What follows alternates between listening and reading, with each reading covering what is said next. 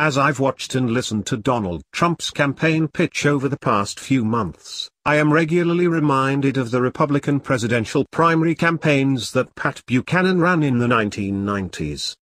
Buchanan ran as a pitchfork populist in those elections, an outsider fed up with the way both parties did their business in Washington.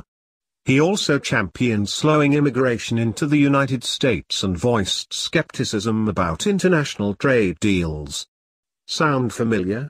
I reached out to Buchanan to talk about Trump's similarities and differences with him and the broader state of the Republican Party. Our conversation, conducted via email and edited only for grammar, is below. Fix: is Donald Trump the logical heir, unwise and tonally, to your presidential campaigns?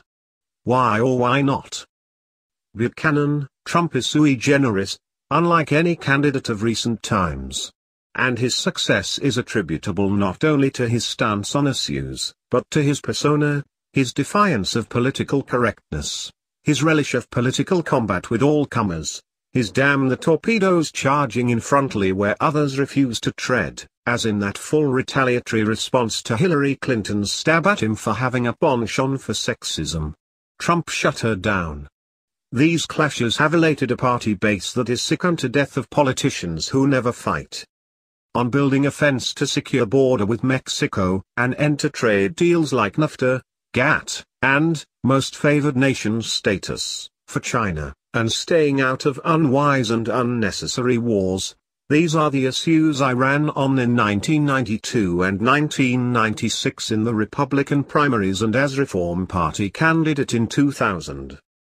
What Trump has today is conclusive evidence to prove that what some of us warned about in the 1990s has come to pass. From 2000 to 2010, the US lost 55,000 factories and 6 million manufacturing jobs. What Trump has in hand now to prosecute his case against the Bush Republicans and Clinton Democrats is hard proof these trade deals have deindustrialized America. If the GOP wants to know why it lost the Reagan Democrats, it is because the GOP exported their jobs to Mexico and China. The returns are in.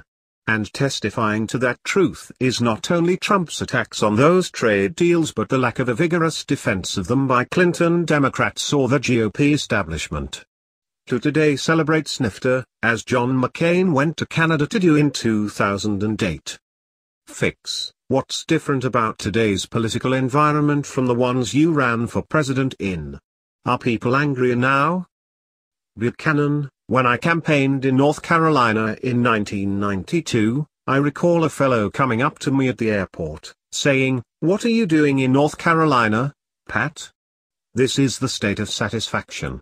Undeniably, there was a true depression in New Hampshire in 1992, and a real sense on the part of conservatives that President Bush had abandoned us and the Reagan legacy and Reagan agenda to cut deals with Congress to raise taxes, spend more on kinder, gentler programs, impose quotas, and declare America's goal to become the creator of a new world order. What's different today is that the returns are in, the results are known.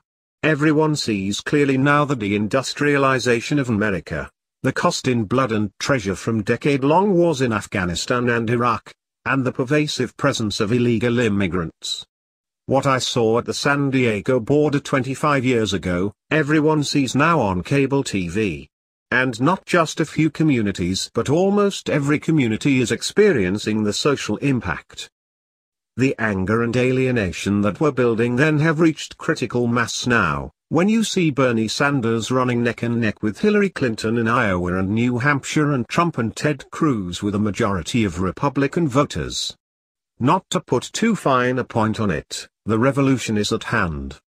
Fix: you told the New York Times over the weekend that the party is going to shift against trade and interventionism, and become more nationalist and tribal and more about protecting the border. Do you think the party establishment will be part of that shift? And, if so, do they embrace the language and rhetoric of Trump? Buchanan: there is a reason why President Obama and a Republican Congress are not taking up the Trans-Pacific Partnership this session. Trump and Sanders would lead the fight to kill it. And they would succeed. Though, in the 1990s, we, Ross Perot, Ralph Nader, the AFL-CIO, failed to stop NAFTA. Then, not enough Americans saw the link between those trade deals, America's surging trade deficits and the loss of manufacturing jobs in the US. In both parties, people are coming to recognize that the interests of transnational corporations collide and conflict with US national interest and the interests of working Americans. What is good for General Motors is not good for America if General Motors is moving production out of the United States. As history shows, free trade is an ideology that is embraced by the intelligentsia of declining nations. Rising nations, Great Britain before 1850, America from 1860 to 1912, Bismarck's Germany, post-war Japan, China today, practice economic nationalism. The past is prologue here. While the country was divided both on Desert Storm to put the Emir of Kuwait back on his throne and on invading Iraq and converting it into a model democracy for the Middle East, both Bush 41 and Bush 43, when the wars first began, rose to near 90% approval. However, his victory in 1991 did not save President Bush in 1992, when he got only 37%. And when the fruits of America's victory in Operation Iraqi Freedom turned sour, Republicans lost both houses of Congress in 2006 and the presidency in 2008, to an anti-war Democrat. If there is a horrific attack on this country like 9/11, the American people will demand we go to war and settle accounts with those who did it. But America's appetite for intervention, for nation building, for democracy crusades, is fully sated. Goodbye to all that. Americans did not want to get involved in Georgia, Crimea or Ukraine. They do not want to send an army back to Iraq or into Syria. And Trump, in his emphasis on building up America, and letting these folks solve their problems, is in line with national thinking. The hour of the liberal interventionists like Hillary Clinton in Libya, like the neocons' hour of power in the GOP, is over. Yet Trump recognizes the inner hawk in Republicans, dating to the Cold War, when he says, about ISIS, I will bomb their, expletive, out of them. Politically, he has this about right. Will the Republican establishment walk on a Trump nomination, should he win? If it does, let it walk, as it did in 1964. What the Trump phenomenon represents, whether the Washington establishment is appalled or not, is the future. Take a look at Europe. Ethno-nationalism from Scotland to Catalonia to Flanders, and nationalism in the form of parties like the UKIP, UK Independence Party, in Britain and FN, National Front, in France, new governments in Warsaw and Budapest. This looks more like the future than Angela Merkel or the EU. A party will not survive that yields to an establishment ultimatum that, either you accept our choice, or we walk. The answer to that is, go ahead and walk.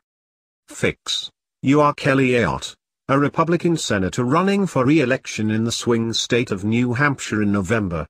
How do you deal with Trump as your party's nominee? Run from him? To him? Ignore him? Buchanan, if Trump wins the New Hampshire primary, Kelly Ayotte should congratulate him. And, if Trump wins the nomination, Ayotte should endorse him. If she does not, she will have no future in the National Party. Governors Nelson Rockefeller, George Romney, and Bill Scranton, who refused to endorse Barry Goldwater in 1964, were ever after dead as national nominees. When Ronald Reagan rose to challenge Gerald Ford, President Ford had to put his appointed Vice President Rockefeller over the side to survive. The party base does not forgive or forget desertions under fire. How closely should Ayotte campaign with Trump? She should wait until after the nomination to decide, if Trump were nominated. But if she has national ambitions, Ayotte will endorse the nominee. Fix. Can Donald Trump win the presidency as the Republican nominee? If so, how? Be specific. Buchanan, demographically and electorally, the Democratic Party has the stronger hand. For Trump to win, I would hammer the illegal immigration issue, securing the border, renegotiating trade deals that have cost us factories, jobs and rising wages, and after securing the party base, go for victory in Pennsylvania, Ohio, Michigan, and Wisconsin, by campaigning against the Clinton trade policies that deindustrialized Middle America and on a new Trump trade agenda to reindustrialize America. Bring the jobs back. With Obama not running, there is no reason Trump, a builder and job creator, could not win more of the African American vote than McCain, who lost it 24-1. There is no reason Trump cannot win more Hispanics, who respond to strong leaders and job creators. Romney lost over 70% of the Hispanic vote. Given the situation in the country and the world, the issues for Trump are backing up the men in blue, building a wall to secure the border against illegal immigrants, cracking down on corporations that hire illegals rather than Americans, making America the strongest nation on earth, but staying out of wars that are none of our business, and paying back 10 times over those who attack us, the Jacksonian stance. Lastly, as Democrats and a hostile media will seek to make Trump the issue, the Republicans should, if she is nominated, make Hillary the issue. Do we really want to go back through all that again, or roll the dice on a better, brighter and surely more